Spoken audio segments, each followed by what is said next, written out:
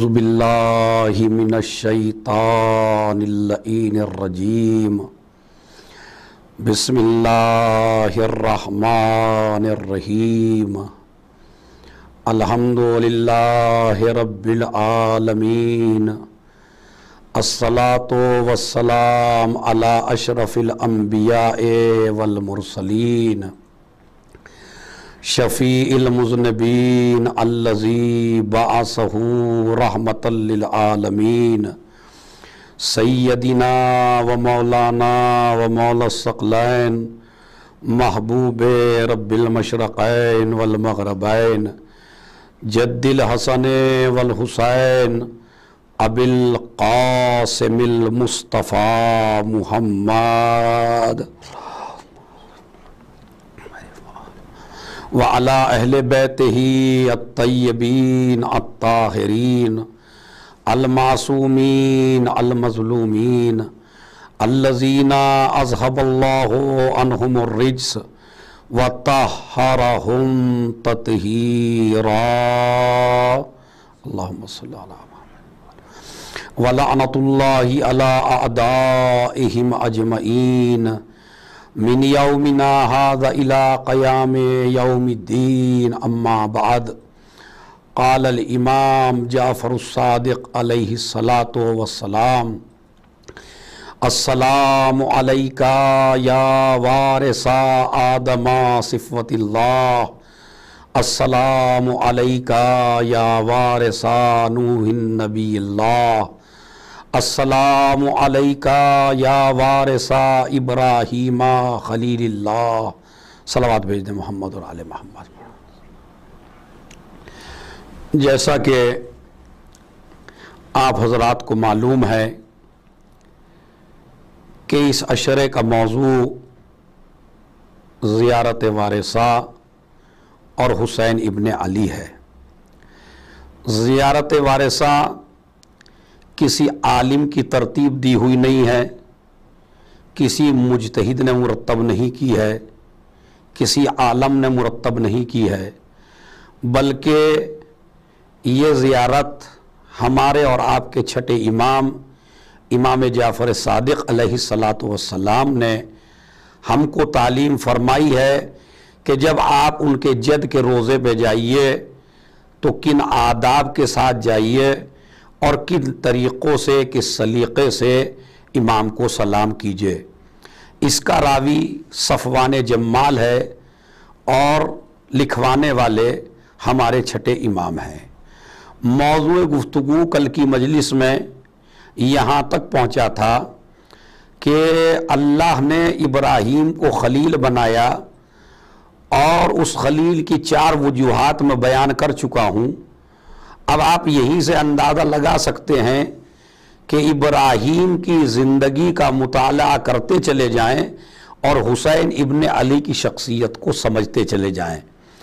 آپ کو اندازہ ہونا چاہیے کہ جب خلیل کی عظمت یہ ہے تو وارث خلیل کی عظمت کیا ہوگی، جب خلیل کا مقام یہ ہے تو وارث خلیل کا مقام کیا ہوگا، جب خلیل کسی کی بیعت نہیں کر سکتا تو وارث خلیل کسی کے سامنے کیا جھکے گا۔ اگر ابراہیم نمرود کے سامنے سر تسلیم خم نہ کیے تو جو وارث خلیل ہو وہ یزید کے سامنے کیا جھکے گا۔ اس لیے ضروری ہے کہ جن انبیاء کے نام چھٹے امام نے زیارت وارثہ میں لیے ہیں ان ائمہ کی ہسٹری ایک ایک انسان کو، ایک ایک چاہنے والے کو، ایک ایک ماننے والے کو، ایک ایک اہل بیت سے عقیدت رکھنے والے کو انبیاء کی ہسٹری پڑھنی چاہیے تاکہ ان انبیاء کی ہسٹری سمجھتا رہے اور حسین ابن علی کا مقام ذہن میں آتا رہے۔ اسی لیے اولو العزم پیغمبروں کا تذکرہ ہمارے اس معصوم نے فرمایا اس زیارت میں السلام علیک یا وارث ابراہیم خلیل اللہ۔ کل کا بیان یہاں تک پہنچا تھا کہ جناب ابراہیم کے لیے نمرود نے نہ جانے کتنی آگ اکٹھی کی اور خالی حکومتی پیمانے پہ آگ اکٹھی نہیں ہوئی بلکہ عوام کو اتنا جذباتی بنا دیا گیا اور اس مسئلے کو ان کی عقیدتوں سے جوڑ دیا گیا کہ جہاں انسان عقل اور شعور سے کام نہ لے بلکہ انسان اپنے جذبات سے کام لے اور اپنی عقیدت سے کام لے. لہذا اسی لیے غریب عورتوں نے سوت اس لیے کاٹا تاکہ ہم اس سوت کو بیچیں اور لکڑیاں خریدیں اور ابراہیم کو جلانے کا انتظام کریں. جو آدمی اس زمانے میں مر جاتا تھا وہ اپنی زمین کا ایک حصہ وقف کر کے مرتا تھا کہ یہ میری زمین بیچ کر لکڑیاں خریدی جائیں تاکہ ابراہیم کو جلایا جا سکے. یعنی عورتوں سے یہ مسئلہ جوڑ دیا گیا, مرنے والوں سے جوڑ دیا گیا. غریب لوگ نظر کرتے تھے پروردگار اگر ہمیں دولت دے گا تو ہم اس دولت کو خرچ کریں گے ابراہیم کو جلانے کے اوپر. ایسے ماحول میں کہ جہاں عقیدت سے اس بات کو جوڑ دیا گیا ہو اور مرد عورت دیہاتی شہری ہر آدمی لکڑیاں اکٹھا کرنے میں جمع ہے, تو اب آپ یہ بتائیے کہ جب وہ دن آیا ہوگا کہ جب ابراہیم کو جلانے کا انتظام کیا ہوگا تو کتنی پبلک اکٹھی ہوگی, کتنا مجمع اکٹھا ہوگا, کتنے افراد اس کو دیکھنے کے لیے آئیں گے. حکومتی پیمانے پر کتنی کوششیں کی گئی ہوں گی کہ آج سب سے بڑے ہمارے خداؤں کے دشمن کو اور نمرود کے دشمن کو ہم جلا کے راکھ کر دیں گے.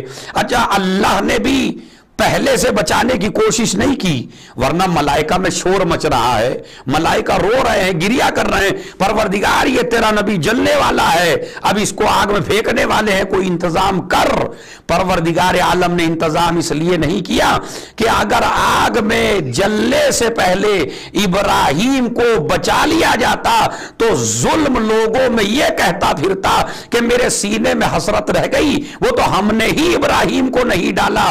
اللہ نے ظلم کی ساری انتہا کو ختم کرنے کے بعد اور اب جب آگ میں ڈال دیا تو ظالم کے اختیار میں بھی بچانا نہیں ہے. جب ابراہیم آگ میں جا چکے ہیں تو اب ظالم بھی نہیں بچا سکتا. اللہ نے اس وقت اس آگ کو سبز و شاداب باغ کر کے بتایا کہ اب یہاں ظالم کی انتہا ختم ہو گئی ہے, اس کی طاقت بل کا اختتام ہو گیا ہے. اب ہماری رحمت کا آغاز دیکھو آپ. اب دیکھو ہماری رحمت کیا ہے. ابراہیم کو صحیح سالم نکال لیا گیا اور جب ابراہیم صحیح سالم نکلے تو اب نہ جانے کتنے عقیدتوں کو ٹھیس پہنچی. پورا مجمع پریشان ہے, جو ہنس رہے تھے, مسکرا رہے تھے, تاشے بجا رہے تھے, ایک دوسرے کو مبارکباد دے رہے تھے. یہی سیم مسئلہ وارث خلیل کے ساتھ ہوا ہے, یہی سیم پوزیشن بالکل حسین ابن علی کے ساتھ پیش آئی ہے کہ ہنس رہے ہیں, خوشیاں منا رہے ہیں, گلے مل رہے ہیں. ابراہیم کو جلانے میں بھی وہ ثواب کا کام سمجھ رہے تھے اور حسین ابن علی کو قتل کرنے کے بعد بھی لوگ کہہ رہے تھے چلو چلو نمازیں پڑھنے چلیں, اس لیے کہ ہمارا جو بہترین کام تھا ثواب کا وہ ہم نے پورا کر لیا ہے. مگر یاد رکھیے جس طرح یہ دنیا خلیل کو ذلیل نہ کر سکی بلکہ خود ذلیل ہو گئی, اسی طرح اللہ نے وارث خلیل کے ذریعے تلاوت کلام پاک سے پورے دشمنوں کو ذلیل کر دیا مگر حسین ذلیل نہ ہو سکے. ایک صلوات بھیج دے محمد اور آل محمد پر. لہذا عزیزو آپ نے دیکھا اس کے بعد جب ابراہیم نکل گئے, یہ میں تھوڑا سا کل بیان کر چکا ہوں, تھوڑا سا تاکہ آپ کا اتصال ہو جائے اس لیے میں نے بیان کیا. عظمت ملائی ہے حسین ابن علی کی اور ابراہیم خلیل کی. اس کے بعد یہ ہوا ابھی 16 سال کی عمر ہے کل جناب ابراہیم کی, جب ٹکرا رہے ہیں نمرود سے, جب ٹکرا رہے ہیں سب سے بڑی طاقت سے. کبھی بتوں سے مقابلہ ہے, کبھی دولت مندوں سے مقابلہ ہے, کبھی اس مغرور خدا سے مقابلہ ہے جو اپنے کو خدا کہلوا رہا ہے. اور جب نکلے تو اب بھی نمرود آپ کیا سمجھ رہے ہیں چین سے بیٹھ گیا؟ اب بھی نمرود چین سے نہیں بیٹھا بلکہ اس نے ابراہیم سے کہا کہ اے ابراہیم میں چین سے نہیں بیٹھوں گا, میں تیرے خدا سے جنگ کرنا چاہتا ہوں. حالانکہ اس کی عقل ماری گئی ہے, اسے یہ سوچنا چاہیے کہ جب تو اس کے بندے سے نہ جیت سکا تو ابراہیم کے خدا سے کیا جیتے گا. لیکن جناب ابراہیم نے بھی بارگاہ خدا میں کہہ دیا پروردگار یہ نمرود ماننے والا نہیں ہے اور یہ کہہ رہا ہے میں تیرے خدا سے جنگ کرنا چاہتا ہوں. اللہ نے بھی کہا ٹھیک ہے, اس سے کہو اپنا لشکر تیار کر لے, اپنا لشکر تیار کرے. روایات میں 6 مہینے تک مستقل لشکر تیار ہوتا رہا اور پورا لشکر دیہات سے نہ جانے کہاں کہاں سے لوگ آنے شروع ہوئے اور نہ جانے کتنے لاکھ کا لشکر اس نے تیار کر لیا. ہر ایک آدمی کے پاس گھوڑا ہے, ہر ایک آدمی کے پاس تلوار ہے, ہر ایک آدمی کے پاس نیزہ ہے. جتنا اس میں دم تھا, جتنی اس میں طاقت تھی, اس نے اپنا لشکر تیار کر لیا. علماء اہل سنت اور علماء اہل تشیع کی کتابیں گواہ ہیں کہ اس نے جب لشکر اکٹھا کیا پھر ابراہیم کو بلایا, اے ابراہیم میری تیاری پوری ہو گئی اور ہم فلاں میدان میں جا رہے ہیں, اپنے خدا سے کہیے کہ ہمارا مقابلہ کرنے کے لیے نکلے. پورے لشکر کو لے کے میدان میں جا کے کھڑا ہو گیا نمرود اور یہ کہہ رہا ہے کہ میں تیرے خدا سے مقابلہ کروں گا. ادھر ابراہیم نے پھر دعا کی, پروردگار یہ ماننے والا نہیں ہے, یہ لشکر لے کے تیرے مقابلے پہ آ گیا ہے. جیسے ہی لشکر کو پروردگار عالم نے دیکھا, میدان بھرا ہوا ہے فوجوں سے, اسلحوں سے, ایک مرتبہ آسمان پر ایک کالی گھٹا چھائی. اب نمرود اور نمرود کے لشکر نے دیکھا کہ کالی گھٹا آ رہی ہے, سیاہ بادل, مگر اسے معلوم نہیں تھا یہ بادل نہیں تھے, یہ کالے کالے مچھر تھے. میں یہیں سے آپ حضرات سے ایک جملہ کہنا چاہتا ہوں, اللہ ہاتھی کے مقابلے پہ ہاتھی نہیں لاتا, اللہ تلوار کے مقابلے پہ تلواریں نہیں لاتا, اللہ لشکر کے مقابلے پہ لشکر نہیں لاتا, بلکہ اللہ کی سنت یہ ہے کہ جتنی بڑی تیاری سے دشمن سامنے آئے گا اللہ اپنی طرف سے ایک چھوٹا سا پرندہ بھیج دیتا ہے یا چھوٹا سا جانور بھیج دیتا ہے. چاہے ابابیل کا قصہ پڑھ لیجئے, چاہے نمرود کا قصہ پڑھ لیجئے, نہ ادھر لشکر آیا نہ ادھر لشکر آیا. ادھر کیا ہے, ادھر بھی خالی مچھر آئے اور ایک ایک آدمی پہ ایک ایک لاکھ مچھر, ایک ایک سپاہی پہ. اس لیے کہ عدد میں تو مقابلہ نہیں کر سکتا نا کوئی بھی, لہذا اب جو یہ مخلوق خدا آئی اور مچھروں نے گھیرا اور مچھروں نے کاٹا تو پوری فوج جتنی بھی تھی وہیں کی وہیں واسیلے جہنم ہو گئی. ایک مچھر کو بچایا. اب آپ یہ دیکھیے کتنا بڑا ظالم, کتنا بڑا بادشاہ, اپنے کو خدا کہنے والا, اللہ کے مقابلے پہ آنے والا, لیکن اللہ نے مروایا تو کیسے مروایا؟ ایک مچھر کے ذریعے, ایک مچھر ناک کے ذریعے نمرود کے دماغ میں داخل ہو گیا. اور روایات کہتی ہے جب جوتے مارے جاتے تھے تب اس کو اتنا سکون ملتا تھا. میں نے ایک عجیب و غریب روایت پڑھی اور یہ روایت ہے کہ یہ 40 سال تک زندہ رہا اسی حال میں. میں توجہ چاہتا ہوں, بہت بڑی بات ہے اگر یہ مجمع تک پہنچ جائے. نمرود اسی حال میں 40 سال باقی رہا اور ناک میں وہ مچھر بھی زندہ رہا. حالانکہ ذرا آپ سائنس دانوں سے پوچھئے, آپ پڑھے لکھے لوگوں سے پوچھئے جن کی جانوروں کے بارے میں ریسرچ ہے, ذرا ان سے پوچھئے مچھر کی زندگی کتنی سی ہوتی ہے, کتنے دن میں مچھر پیدا ہوتا ہے, کتنی جلدی مر جاتا ہے. کوئی مہینے 2 مہینے کی اس کی زندگی نہیں ہوتی. لیکن ادھر نمرود 40 سال باقی رہا, وہ مچھر بھی اس کی ناک میں باقی رہا. اس کا مطلب یہ ہے کہ جسے ہم عذاب بنا کے بھیجیں جب تک ہم چاہیں گے وہ عذاب اس پر ہوتا رہے گا. تو اگر عذاب کی شکل میں ایک بالکل کم عمر والے جانور کو, حیوان کو زندہ رکھ سکتا ہے پروردگار, تو پھر اگر ہدایت کے لیے کسی امام کو لمبی زندگی دے دے, ایک صلوات بھیج دے محمد اور آل محمد پر. دیکھیے اگر عذاب کی شکل میں مثلا اگر شیطان باقی رہ سکتا ہے تو کیا رحمان کا نمائندہ باقی نہیں رہ سکتا؟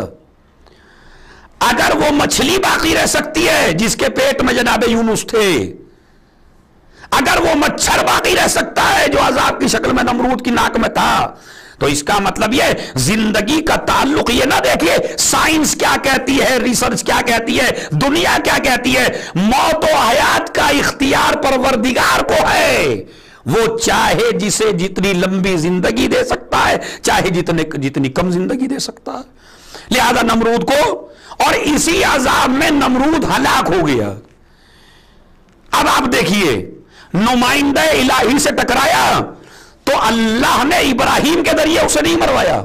میں توجہ چاہتا ہوں, ابراہیم کے ذریعے نہیں مروایا تو ایک مچھر کے ذریعے, تاکہ یہ سنت خدا قیامت تک قائم و دائم ہو جائے کہ اللہ کے مقابلے میں لشکر جائے جتنا طاقتور ہو, اگر ہم چاہیں تو اپنی چھوٹی سے چھوٹی فوج کے ذریعے اسے ہلاک کر سکتے ہیں.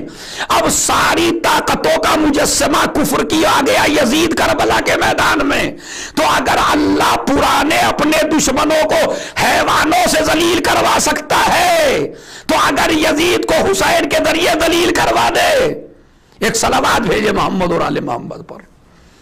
یہ ہے خلیل اور یہ ہے وارث خلیل. لیکن ان کی ہسٹری میں بڑی عجیب و غریب باتیں ہیں جو میں مجمع کے سامنے لانا چاہتا ہوں, اور وہ ہسٹری یہ ہے کہ جناب ابراہیم کی عمر کافی ہو گئی ہے. شام کے علاقے میں زندگی گزار رہے تھے جناب ابراہیم, کافی ایج ہو گئی ہے, مگر اللہ نے کوئی بیٹا عنایت نہیں فرمایا, کوئی اولاد نہیں ہوئی. آپ کی خالہ زاد بہن تھی جناب سارا, دنیا کی انتہائی خوبصورت خاتون, بڑی مالدار خاتون, اپنے مال کو جناب خدیجہ کی طرح جناب ابراہیم کو ہبہ کرنے والی پہلی خاتون ہے کہ جس نے دولت اپنے شوہر کے نام کر دی ہے. بڑی قربانیاں ہیں, بڑی پاک و پاکیزہ عورت ہے, ایک نبی کی ماں ہے, اسحاق کی ماں ہے. کتنی عظیم عورت ہے. لیکن اس کے باوجود جب جناب سارا کے کوئی اولاد نہیں ہوئی تو جناب سارا کے یہاں ایک کنیز تھی جس کا نام ہاجرہ تھا. جب شوہر کے چہرے پر آثار غم نمایاں دیکھے تو جناب سارا نے کہا کہ خلیل خدا, پروردگار ہو سکتا ہے مجھ سے اولاد نہ دے, لیکن میں آپ کو یہ کنیز ہدیہ کرتی ہوں تاکہ پروردگار شاید اس کے ذریعے سے آپ کو صاحب اولاد بنا دے. جناب ابراہیم نے شادی کر لی جناب ہاجرہ سے. اب یہ ہسٹری ناظرین محترم ذہن میں رکھیے گا. جناب ہاجرہ سے شادی کر لی اور کروائی جناب سارا نے. شادی ہو گئی, اللہ نے ایک بچہ دے دیا جس بچے کا نام اسماعیل ہے. اب زیادہ توجہ جناب ابراہیم کی جناب اسماعیل اور جناب ہاجرہ کی طرف ہے. چونکہ مومنہ تھی جناب سارا, ہماری اور آپ جیسی خواتین کی طرح نہیں تھی, اس لیے بیٹھ کے اپنے شوہر سے بات کی کہ کہیں میں گناہگار نہ ہو جاؤں. جب میں آپ کی توجہ دیکھتی ہوں ہاجرہ کی طرف اور اسماعیل کی طرف تو میرے دل میں کچھ ہوتا ہے, لہذا میری گزارش یہ ہے تاکہ میں گناہگار نہ بننے پاؤں, آپ جو ہیں اپنے بچے کو اور اپنی بیوی کو لے کہیں چھوڑ کے آ جائیے. اب ادھر جناب ابراہیم پریشان تو ہوئے, ہلکا سا چہرے پر آثار غضب تو نمایاں ہوئے, مگر اللہ کی مصلحت بھی یہی ہے, پروردگار عالم کا منصوبہ بھی یہی ہے, خدا بھی یہی چاہتا ہے کہ ادھر سارا کی طرف سے یہ بات ہو اور ابراہیم ہاجرہ کو لے کے ایسی جگہ جائے جہاں میں مرکز بناؤں, بہت بڑا مرکز بنے. لہذا اللہ نے بھی حکم دیا جناب ابراہیم کو, اے ابراہیم آپ اپنے بچے کو اور بیوی کو لے کے نکل جائیے. جناب ابراہیم لے کے چلے, راستہ سارا وحی کے ذریعے طے ہو رہا ہے, اللہ بتاتا جا رہا ہے جبرائیل کے ذریعے یہاں جائیے یہاں جائیے یہاں جائیے. پہنچا دیا گیا خانہ کعبہ کے پاس, مکے کی سرزمین پر, جہاں نہ کوئی سبزہ ہے, جہاں نہ کوئی چشمہ ہے, جہاں نہ کوئی درخت ہے, جہاں نہ کوئی حال پوچھنے والا ہے, جہاں نہ کوئی پانی کا انتظام ہے, نہ کھانے کی کوئی سبیل ہے, ایسی جگہ پر اپنے چھوٹے سے بچے کو اور اپنی بیگم کو چھوڑ کے ایک مشکیزہ دے کے خالی. ایک مشکیزہ کتنے دن چلے گا؟ ہمارے یہاں تو یہ ہوتا ہے کہ اگر ہمیں کہیں باہر جانا ہوتا ہے تو جتنے دن کے لیے ہم جا رہے ہیں اس سے زیادہ کا ہم سامان رکھ کے جاتے ہیں تو بیویوں کے چہرے دیکھنے کے لائق ہوتے ہیں. کہہ دیتی اجی اس میں کیا ہوگا, آپ کے بعد کیا ہوگا, یہ کیسے ہوگا. کچھ تو آدمی کو ویسی الجھنے ہوتا ہے, 70 الجھنے تو بیویاں پیدا کر دیتی ہیں. ادھر ایک مشکیزہ چھوٹا سا بچہ, کوئی دکان قریب نہیں ہے, کوئی سامان لانے والا نہیں ہے, سبز و شاداب بھی نہیں ہے. ارے قرآن نے خود ہی کہا وادی غیر ذی زر, یعنی وہ زمین جس میں کچھ بویا بھی جائے تو اگ بھی نہیں سکتا، ایسی پتھریلی زمین مکے کی، اس پہ جناب ابراہیم نے اپنی بیگم کو بٹھایا اور اپنے بچے کو بٹھایا، اور اس کے بعد حکم زوجہ کا چھوڑتے ہی آ جانا۔ ادھر جناب ابراہیم چلنے لگے، ایک مشکیزہ 2 دن چلے گا یا 3 دن چلے گا، کھانا 1 دن چلے گا، اس سے زیادہ تو نہیں چلے گا، گرمی ہے، پتھریلی زمین ہے، ایسے ماحول میں کیا خدا کی قسم ہاجرہ کی ہسٹری پڑھنا ضروری ہے ہر زوجہ کے لیے، ہر وائف کے لیے، ہر بیوی کے لیے، تاکہ تمہیں سمجھ میں آئے توکل اللہ کسے کہتے ہیں، اللہ پہ بھروسہ کسے کہتے ہیں۔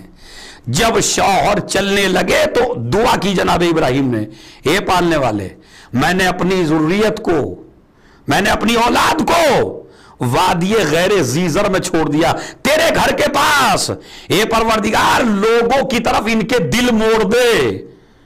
یہ دعا کی اور چلنے لگے۔ ایک مرتبہ خالی بیگم صاحبہ نے پوچھا، بس ایک دفعہ جناب حاجرہ نے، اے خلیل خدا یہ تو فرمائیے کہ مجھے کس کے بھروسے پر چھوڑا؟ ادھر جناب ابراہیم نے بھی حکمت سے بھرا ہوا جملہ ارشاد فرمایا، کہا اللہ کے بھروسے چھوڑا، اس لیے کہ دنیا میں آپ نہ رشتہ داروں پہ بھروسہ کر سکتے ہیں، نہ خاندان پہ بھروسہ کر سکتے ہیں، نہ ددھیال اور نہ نہال پہ بھروسہ کر سکتے ہیں، اس لیے کہ ددھیال بھی آپ کے بھروسے کو ٹھیس پہنچا سکتی ہے، نہ نہال بھی ٹھیس پہنچا سکتی ہے، بس ایک ایسا حاکم وہی خدا ہے کہ جو کسی کے بھروسے کو ٹھیس نہیں پہنچاتا۔ یہ نہیں کہا میں کس کے نہیں، اللہ کے بھروسے پہ چھوڑ کے جا رہا ہوں۔ انہیں بھی جب اللہ کے بھروسے پہ چھوڑا ہے تو اب اللہ جو ہے ہمارا خیال رکھے گا۔ چلے گئے جناب ابراہیم، 3 دن تک وہ پانی چلتا رہا، چھوٹا سا بچہ گود میں ہے، ساتھ میں ہے، پانی ختم ہو گیا، بچہ پیاس کی وجہ سے تڑپنے لگا۔ اب جو بچہ تڑپا تو ہسٹری کہتی ہے، تاریخ کہتی ہے، روایات کہتی ہیں کہ مورخ لکھتے ہیں کہ ماں بہت زیادہ پریشان ہوئی، اور جب پریشان ہوئی تو جناب حاجرہ نے چکر کاٹنا شروع کیے صفا اور مروہ کے درمیان، کبھی صفا پہ جا رہی ہیں، کبھی مروہ پہ جا رہی ہیں، کبھی صفا پہ جا رہی ہیں، 2 پہاڑ تھے وہ۔ آج بھی حج میں صحیح ہوتی ہے اور صحیح واجب ہے، 7 دفعہ آپ کو چلنا پڑتا ہے، یہ واجب ہے، حج کا رکن ہے۔ اچھا جب جاتی تھی چڑھتی تھی، اس کے بعد اترتی تھی، یہ بھی باریکی دیکھی آپ شریعت کی، جہاں جہاں حاجرہ آہستہ چلی وہاں آج بھی قیامت تک عمرہ کرنے والوں کو اور حج کرنے والوں کو حکم ہے کہ آہستہ آہستہ چلیے۔ لیکن کچھ جگہ ایسی ہے، جب میں بھی عمرہ کرنے گیا ہوں، اس کو گرین کر دیا گیا ہے، لائٹیں گرین لگا دی گئی ہیں وہاں، تاکہ مجمع فراموش نہ کر سکے، بھول نہ سکے۔ آپ کو ایک ہی ریس میں نہیں چلنا ہے کہ مطلب آپ جھومتے ہوئے چلتے نہیں، کچھ راستہ ہے جہاں آہستہ چلنا ہے، اور جہاں گرین لائٹ انہوں نے لگائی ہے اس کا مطلب ہے یہاں آپ کو اچھل اچھل کے چلنا ہے، مطلب تاکہ سنت حاجرہ پر مکمل عمل ہو۔ ہر حاجی، ہر عالم، ہر مولوی، ہر مجتہد، ہر حج کرنے والا جو بھی حج پہ جائے گا چاہے امام ہو، اسے کرنا سنت حاجرہ ہی پہ عمل ہے۔ جہاں حاجرہ آہستہ چلی وہاں آہستہ چلو، اور جہاں حاجرہ دوڑ کے چلی تو وہاں اب آپ کو دوڑ کے چلنا ہے۔ گرین لائٹیں وہاں پہ لگی ہوئی ہیں، آپ کو پتا تو آپ کو وہاں پہ دوڑنا پڑتا ہے تھوڑا سا، اس کے بعد پھر آپ میڈیم جس طرح چلتے ہیں ایسے چلتے ہیں۔ یہاں سے آپ کو کیا مقام نہیں پتا چل رہا ہے؟ اگر حاجرہ اپنے لال کی یاد میں تھوڑی دیر دوڑنے لگے تو قیامت تک سنت ہو جائے، کوئی نہیں کہتا آپ پاگل ہو گئے۔ حاجیوں کو کوئی کہتا ہے، کوئی غیر مذہب، آپ پاگل ہو گئے بھائی، عورت دوڑی تھی آپ کو کیا ہو گیا؟ مولوی دوڑ رہے ہیں، مفتی صاحب دوڑ رہے ہیں، امام صاحب دوڑ رہے ہیں، عالم دوڑ رہا ہے، کیا آپ کی سمجھ میں نہیں آتا؟ کیا یہ بے عقلی کی بات نہیں ہے؟ یہ تو اس کا مطلب یہ ہے اللہ جسے سنت بنا دے چاہے وہ عورت کا فعل ہی کیوں نہ ہو۔ اب آپ یہ نہیں کہہ سکتے میری عقل میں نہیں آتا، آپ کی عقل میں آئے یا نہ آئے، اگر حکم شرعی ہے تو اس پر عمل کرنا ہوگا۔ مسئلہ میں یہی سمجھانا چاہتا ہوں، اگر حاجرہ کی یاد میں صحیح کرنا سنت بن سکتا ہے تو فاطمہ کی یاد میں اگر عزاداری سنت بن جائے تو اس پہ اشکال نہ کیجئے۔ ایک صلوات بھیج دیں محمد اور آل محمد پر۔ وہ ہاجرہ کی یاد ہے، یہ فاطمہ زہرا سلام اللہ علیہا کی یاد ہے، وہ اس بی بی کی یاد ہے، یہ اس بی بی کی یاد ہے، تو لہذا آپ کو دوڑنا پڑتا ہے۔ ہاجرہ دوڑی تھی جہاں، آپ کو وہاں دوڑنا پڑے گا۔ اب آئیے، جب ہاجرہ دوڑ چکی اور پانی نہ ملا، مایوس ہو کے بیٹھ گئی۔ ابھی مایوس ہو کے بیٹھی تھی تو کیا دیکھا کہ بچہ جہاں ایڑیاں رگڑ رہا ہے وہاں سے ایک چشمہ جاری ہوا، اور جیسے ہی شیریں پانی، بہترین ٹھنڈا پانی، جہاں پانی کا نام و نشان نہیں وہاں پانی آ جائے، اور اب یہ چشمہ نکل رہا ہے پیروں سے۔ آج تک قیامت تک کے لیے سنت ہے، ہر حاجی وہاں سے سونا لے کے نہیں آتا، سعودی عرب سے جواہرات لے کے نہیں آتا، ہیرے لے کے نہیں آتا، سب کچھ کس لیے؟ ہر عزائر لے کے آتا ہے، ہر حاجی لے کے آتا ہے زمزم۔ ارے بھائی زمزم میں کیا ہے؟ کہا نہیں، یہ عام پانی نہیں ہے، یہ ٹچ ہو گیا ہے اسماعیل کے قدموں سے۔ اس کا مطلب ہے اگر کوئی پانی اسماعیل کے قدموں سے ٹچ ہو جائے اور اس میں شفا بتائی جائے تو ہر مسلمان مانتا ہے، اور اگر کسی خاک میں نبی کے پھول کا خون مل جائے، ایک صلوات بھیج دیں محمد اور آل محمد پر، تو اگر آپ کی سمجھ میں پانی میں شفا سمجھ میں آ سکتی ہے تو پھر خاک میں بھی آپ کو شفا سمجھ میں آنی چاہیے۔ وہ جناب ابراہیم کے بیٹے کے قدموں سے مسحوق ہے، اور یہ خاک حسین کے خون سے سیراب ہے، اس میں حسین ابن علی کا خون ہے۔ اگر کہتے ہیں شفا ہے زمزم میں، کیوں؟ کہا اس لیے کہ نبی کے قدم مسحوق گئے ہیں، تو جہاں جس میں حسین مسحوق گیا ہو اس میں بھی شفا ہے۔ اب آئیے، جب وہ پانی پھیلنے لگا تو تھوڑی سی مڈیر بنا دی جناب ہاجرہ نے اس کے چاروں طرف، اور کہا زمزم۔ یہ زمزم کسی نبی نے نام نہیں رکھا، یہ اللہ نے نام نہیں رکھا، یہ کسی تاریخ میں اور مورخ نہیں لکھا، ہاجرہ نے کہا تھا زمزم رک جا، وجہ سے یہ کہا پانی رک گیا۔ یہاں سے تو سمجھ میں آیا آپ کی، اگر نبی کی ماں کے اشارے سے پانی رک سکتا ہے تو اگر حسین کی قبر پر پانی چھوڑا جائے اور وہ پانی قبر تک نہ پہنچے تو اس پہ آپ تعجب نہ کیجئے، اس لیے کہ جب نبی کی ماں، جب خلیل کی زوجہ کی زبان میں اتنا اثر ہے تو جو وارث خلیل ہو اس کی عظمت کے کیا کہنے، اس کے مقام کے کیا کہنے۔ اب آئیے پھر تاریخ آگے بڑھتی ہے، بچے کو پانی پلایا ماں نے۔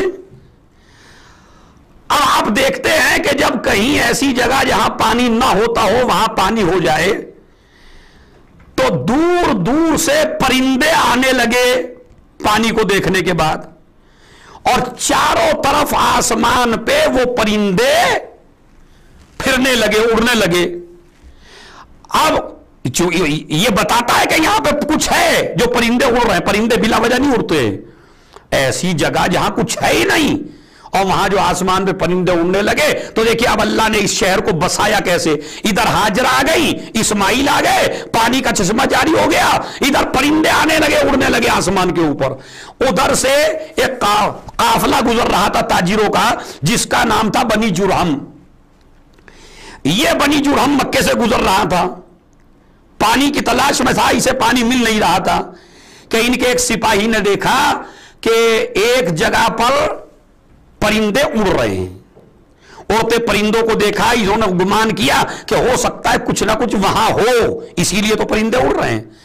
اڑتے پرندوں کو دیکھ کے یہ اس جگہ آ گئے، کیا دیکھا؟ ایک چشمہ جاری ہے اور چشمے کے پاس جو ہے ایک عورت بچہ لیے بیٹھی ہے۔ انہوں نے اپنی طاقت کے زوم میں آ کے ایسا نہیں کیا کہ پانی خود ہی پی لیا ہو چشمے سے، پہلے کہا آپ یہاں بیٹھی ہیں، آپ اس کی مالک ہیں، کیا ہم پانی پی سکتے ہیں؟ کیا ہمیں پرمیشن ہے، کیا ہمیں اجازت ہے کہ ہم پانی پی لیں؟ جناب ہاجرہ نے کہا کہ ٹھیک ہے پی لیجئے۔ عزیزوں، نسلوں میں جراثیم آتے ہیں بزرگوں کے، ہاجرہ نے بھی پانی بند نہیں کیا، ورنہ کہتی میرے بچے کی وجہ سے جاری ہوا، میں اس کی مالک ہوں، اور اگر تمہیں پلا دی ہوئی ہو سکتا ہے چشمہ کل رک جائے، پرسوں رک جائے، لیکن نہیں، یہ نہیں، بچے کے بارے میں نہیں سوچا۔ خدا کی قسم یہی نسلی اثرات ہیں جو پائے جا رہے ہیں اولاد علی میں، کہ اگر دشمن بھی سامنے آ رہا ہے تو وارث خلیل اس کا پانی بند نہیں کر رہے. کہا نہیں ٹھیک ہے آپ بسم اللہ پیجئے پانی پی لیا, سیراب ہو گئے. کہا بی بی کیا ہم یہاں اپنے خیمے لگا سکتے ہیں؟ کہا ٹھیک ہے اپنے خیمے لگا لیجئے. انہوں نے اپنے خیمے لگا لیے. اب آپ دیکھیے اللہ نے ابراہیم کی دعا کو کیسے پورا کیا. ادھر ہاجرہ بسی, اسماعیل بسے, ادھر بنی جرہم کا پورا قافلہ بس گیا. انہوں نے اپنے خیمے لگا لیے. جو غیر آباد جگہ تھی وہ آباد ہو گئی. انہیں بہترین پانی لگا, پانی کی وجہ سے انہوں نے خیمے لگا لیے اور اس کے بعد اپنے چھوٹے چھوٹے گھر بنا لیے. اور جب چھوٹے چھوٹے گھر بنا لیے تو اب سنیے روایات کیا کہتی ہے کہ جب ابراہیم کی عمر تھوڑا سا سینے بلوغ کو پہنچے جناب اسماعیل, اور ادھر پورا قبیلہ بس گیا بنی جرہم کا. تو یہ ہسٹری ہے پوری. جب بنی جرہم کا قبیلہ بس گیا اور جناب اسماعیل تھوڑا سا سینے بلوغ کو پہنچے, اب حکم خدا ہوا. بلکہ ایک روایت میں آپ کو سنانا چاہتا ہوں, صادق آل محمد امام جعفر صادق علیہ الصلوۃ والسلام نے, ان کا ارشاد گرامی ہے کہ فلسطین سے اور شام سے ہر تیسرے چوتھے دن ابراہیم ہاجرہ اور اسماعیل سے ملنے آتے تھے. اللہ زمین کو سمیٹ دیتا تھا, ادھر ارادہ کرتے تھے اور ادھر پہنچ جاتے تھے. یہ فاصلہ بڑی جلدی طے ہو جایا کرتا تھا, مل کے پھر چلے جایا کرتے تھے. اب اللہ نے حکم دیا کعبہ بناؤ, کعبے کی تعمیر کر. دیکھیں کس طرح آباد ہو رہا ہے شہر. کعبہ بننے لگا. ابراہیم معماری کا کام کر رہے ہیں اور اسماعیل مزدوری کا کام کر رہے ہیں. بنی جرہم میں کافی مزدور ہیں لیکن ابراہیم میں نہیں لگائے, اس لیے کہ اللہ چاہتا ہے جب کعبہ بنے تو خالی نبی اور معصوم کے ہاتھوں سے بنے.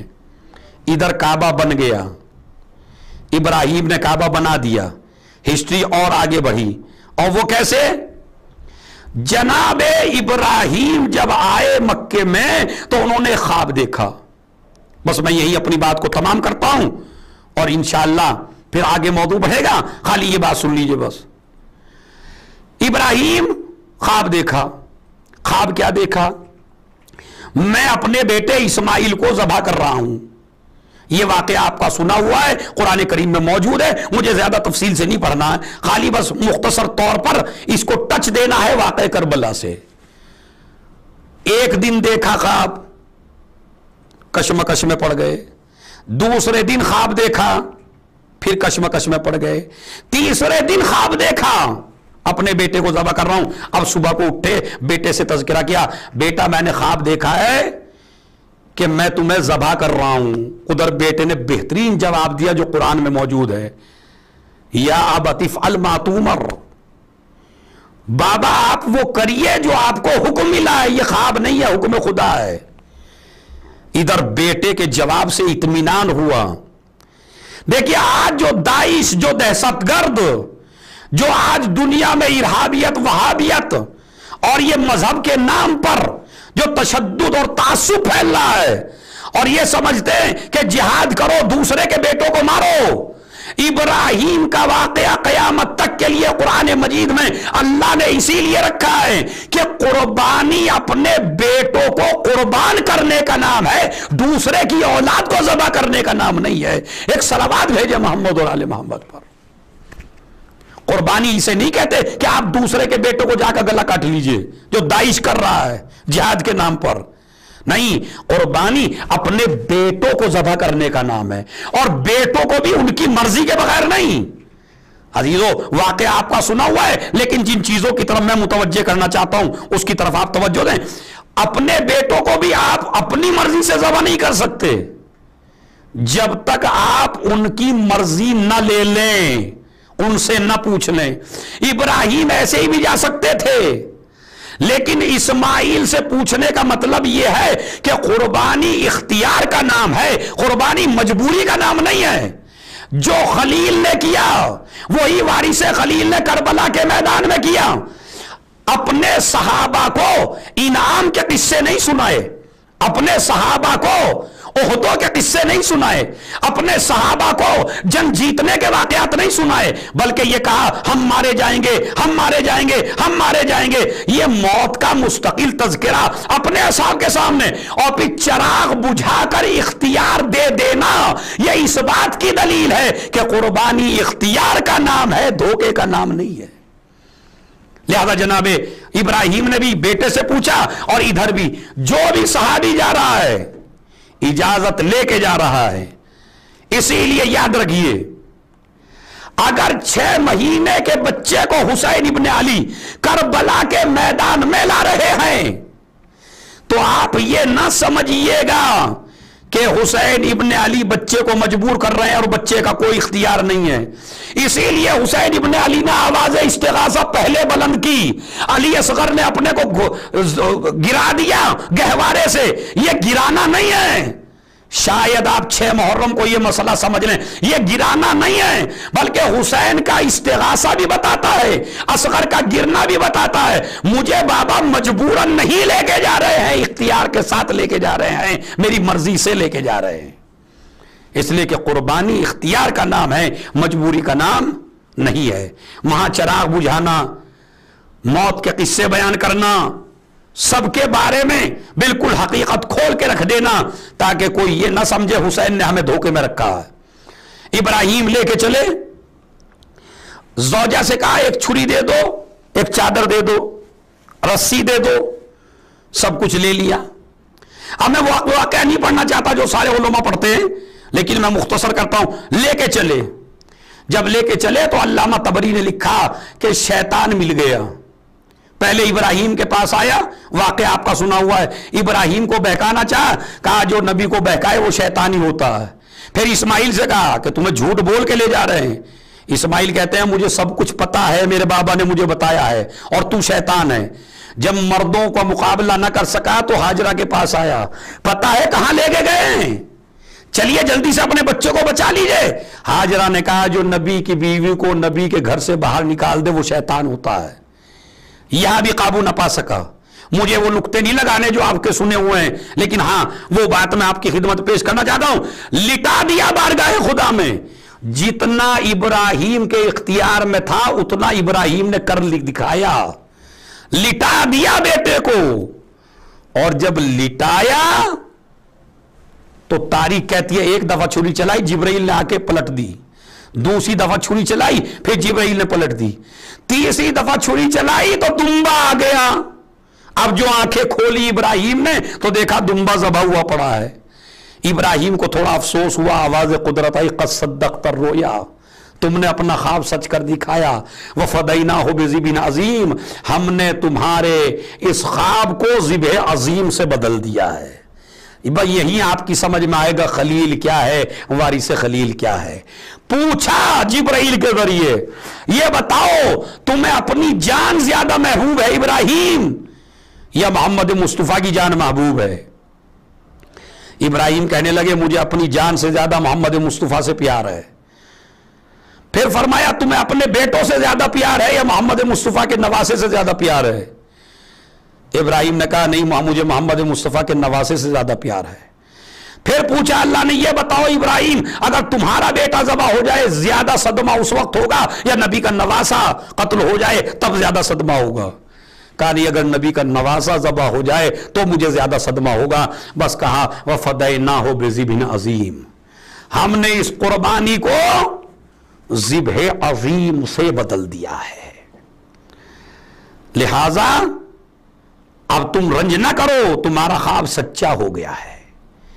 اسی لیے رسول اللہ فرمایا کرتے تھے انا ابن الذبیحین، میں 2 ذبیحوں کا بیٹا ہوں، ایک تو عبداللہ کے مقابلے میں قرہ ڈلنا اور ایک جناب اسماعیل کا بچنا۔ روایت کہتی ہے کہ جب بیٹے کو لے کے چلے جناب ابراہیم تو جناب ہاجرہ نے گلے پہ نشان دیکھ لیا، اور اس نشان کا دیکھنا تھا کہ ایک مرتبہ تڑپ گئی اور تڑپ کے کہنے لگی کہ اگر میرا بچہ ذبح ہو جاتا تو کیا ہوتا، اگر میرا بچہ ذبح کر دیا جاتا تو کیا ہوتا؟ یہ سوچ سوچ کے جناب ہاجرہ بیمار پڑ گئی، اور روایت کہتی ہے 3 دن میں جناب ہاجرہ دنیا سے رخصت ہو گئی۔ اپنے بچے کے گلے پر چھری کا نشان دیکھ کے ہاجرہ برداشت نہ کر سکی۔ نبی کی ماں ہے، نبی کی زوجہ ہے، لیکن برداشت نہیں ہوا جناب ہاجرہ سے۔ لیکن اے ہاجرہ ذرا آؤ، میں تمہیں کربلا کے میدان میں دکھاؤں کیسی کیسی مائیں، کیسی کیسی قربان کرنے والی، اپنے لاڈلوں کو اپنے ہاتھوں سے سجانے والی، اپنے بچوں کو اپنے ہاتھوں سے تیار کرنے والی، میدان کربلا میں بھیجنے والی یہ مائیں، کربلا میں جیسی مائیں اللہ نے پیدا کی ہیں ایسی مائیں دنیا میں نہیں ہے۔ ہاں عزیزو، آج محرم کی 6 تاریخ ہے، اور 6 تاریخ مخصوص ہے اس شہزادے سے، اس شیر خار سے، اس ننھے سے بچے سے کہ جس کے بارے میں دشمن بھی حیران ہو کے کہتا ہے، جب اکبر کے سر کو دیکھتے تھے تو کہتے تھے برابر کا مقابلہ ہوا ہوگا، جب عباس کے سر کو دیکھتے تھے کہتے تھے برابر کی ٹکر ہوئی ہوگی، جب قاسم کے سر پہ نظر پڑتی تھی تو کہتے تھے برابر کا مقابلہ ہوا ہوگا، لیکن جب 6 مہینے کے بچے علی اصغر کا سر دیکھتے تھے تو یہ کہتے تھے کربلا میں جنگ نہیں ہوئی، کربلا میں ظلم ہوا۔ ارے کس کی گود سے چھین کے اس بچے کو ذبح کر دیا گیا؟ عزیزو، آج بھی مہاراشٹر میں ایک جلوس نکلتا ہے، اور جلوس میں چھوٹا سا گہوارہ علی اصغر کا آگے آگے چلتا ہے، اس گہوارے کے آگے ہندو عورتیں کچھ ناریل لاتی ہیں اور گہوارے کے آگے پھوڑ دیتی ہیں، زمین پہ توڑ دیتی ہے، پوری سڑک پر ناریل کا پانی بہتا ہے، اور جب ان سے پوچھا جاتا ہے کہ تم یہ ناریل کا پانی کیوں توڑتی ہو، یہ ناریل کیوں پھوڑتی ہو، تو وہ کہتی ہیں ہمیں معلوم ہوا ہے کہ حسین کا بچہ بڑا پیاسا تھا، علی اصغر بڑا پیاسا تھا، ہم یہ ناریل توڑ کے کہہ رہے ہیں ارے کاش ہم کربلا میں ہوتے تو حسین کا بچہ پیاسا نہ مارا جاتا۔ عزیزو، یہ کربلا کی وہ قربانی ہے کہ جب 9 محرم آئی ہے تو سب کا پیاس کی وجہ سے برا حال ہے، اور علی اصغر کبھی آنکھیں کھولتے ہیں کبھی آنکھیں بند کرتے ہیں، اپنی زبان ہونٹوں پر پھراتے ہیں، ایسا لگتا ہے کہ جیسا بچہ رات تک زندہ نہیں رہے گا، یہ صبح عاشور تک زندہ نہیں رہے گا۔ رباب لے کے آئی اے شہزادی زینب، آج میرا بچہ آنکھیں نہیں کھولتا، رباب سے کی گود سے زینب نے علی اصغر کو گود میں لیا، خیمے میں ٹہلنا شروع کیا۔ ادھر جناب سکینہ کہتی ہیں میں پیاس کی وجہ سے پریشان تھی، اور میں اتنی پریشان تھی کہ مجھے پیاس کا اتنا غلبہ تھا کہ میرا گلا سوکھا جا رہا تھا، میرا دم نکلنے کو ہو رہا تھا، تو میں نے سوچا کہ پھوپھی اماں نے علی اصغر کے لیے پانی رکھا ہوگا، میں خیمے میں پہنچی، کیا دیکھا پھوپھی اماں اصغر کو لیے ٹہل رہی ہیں سینے سے لگائے ہوئے، ارے میرے ننھے مجاہد، ارے میرے 6 مہینے کی کمائی، ارے میرے بچے، ارے میرے لال۔ میں نے کہا پھوپھی اماں کیا بات ہے، اے پھوپھی اماں کیا تھوڑا سا پانی ہے؟ ارے بیٹی اگر پانی ہوتا تو یہ تیرا 6 مہینے کا بھائی پیاسا نہ رہتا۔ عزیزو، جو بچہ رات میں اتنا پیاسا تھا، ارے وہ عاشور کے دن تک زندہ کیسے رہا؟ روایت کے الفاظ ہیں کہ اونو محمد کے لاشیں آ گئے، قاسم کے ٹکڑے آ گئے، علی اکبر کا لاشا آ گیا، عباس کے بازو اٹھا لائے، عباس کا علم آ گیا، اب حسین کے پاس کوئی نہ بچا، آواز دی حل من ناصر ینصرنا، ہے جو کوئی میری مدد کرے، اس آواز کا سننا تھا کہ خیموں کی طرف سے شور گریہ بلند ہوا۔ حسین خیمے میں آئے، بہن میری زندگی میں خیمے میں کیسا شور ہے؟ اے بھیا ارے تیری زبان میں نہ جانے کیسا اثر تھا کہ جب تو نے علمن کی آواز بلند کی۔ ارے علی اصغر نے اپنے کو چولہے سے گرا دیا، کہا میں سمجھ گیا، لاؤ رباب مجھے علی اصغر کو دے دو۔ رباب نے ایک صندوقچی کھولی، نئے کپڑے نکالے، سر پہ پٹی باندھی، سپاہی بنایا اور ایک جملہ کہا، میرے لال اگر دادی پوچھے کہ نئے کپڑے بھی پہن لیے، بالوں میں کنگھی بھی کر لی، لیکن علی اصغر تیری ماں نے تیرا منہ نہ دھلایا، تو کہہ دینا اے دادی ارے خیموں میں پانی موجود نہ تھا۔ بچے کو گود میں لیا، رباب جانتی ہے ارے جو صبح سے گیا ہے وہ واپس نہیں آیا ہے، ارے جو صبح سے گیا ہے وہ واپس نہیں آیا ہے۔ کبھی سینے سے لگاتی تھی، کبھی بڑھاتی تھی، کبھی سینے سے لگاتی تھی۔ ایک وقت وہ بھی آیا کہ رباب کی گود سے حسین نے بچے کو لیا اور ابا کا سایہ کر لیا اور میدان جنگ میں آئے، اور لوگ سمجھ رہے ہیں قرآن لے کے آ رہے ہیں، مگر ایک مرتبہ حسین نے کہا اے فوج اشقیا، اگر تمہاری نظر میں میں خطاوار ہوں تو یہ میرا بچہ تو خطاوار نہیں ہے۔ ایک مرتبہ ابا کا دامن ہٹایا، کیا دے علی اصغر کو ہاتھوں پہ لیا، فوج اشقیا رونے لگی مگر اب بھی پانی نہیں دیا۔ حسین نے کہا اگر تم یہ سمجھتے ہو اس کے بہانے سے میں پانی پی لوں گا تو میں چھوٹے سے بچے کو جلتی زمین پہ لٹا رہا ہوں۔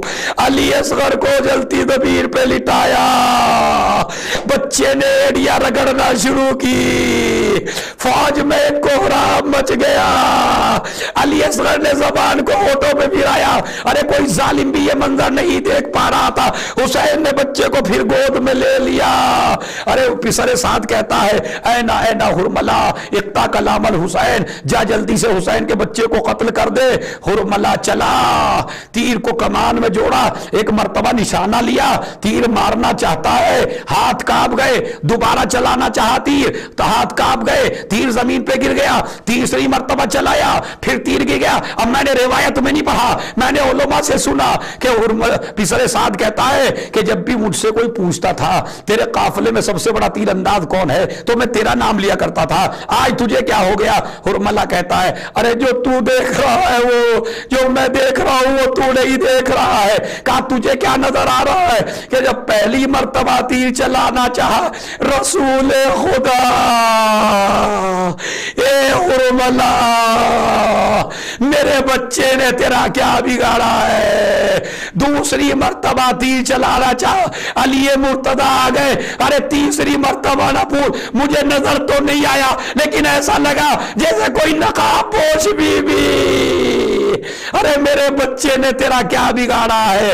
لو عزیزو علی اصغر کا رخ فوج کی طرف تھا، سنسناتا ہوا تین بھال کا تیر چلا، ننھے سے بچے کے گلے پہ لگا، فانقلب الصبی علی ید الامام، بچہ باپ کے ہاتھ پہ منقلب ہو گیا، حسین کا بازو چھن گیا، آواز دی علی اصغر نے بابا مجھے معاف کر دینا، ارے گلا چھوٹا تھا تیر بڑا تھا، اے بابا مجھے معاف کر دینا۔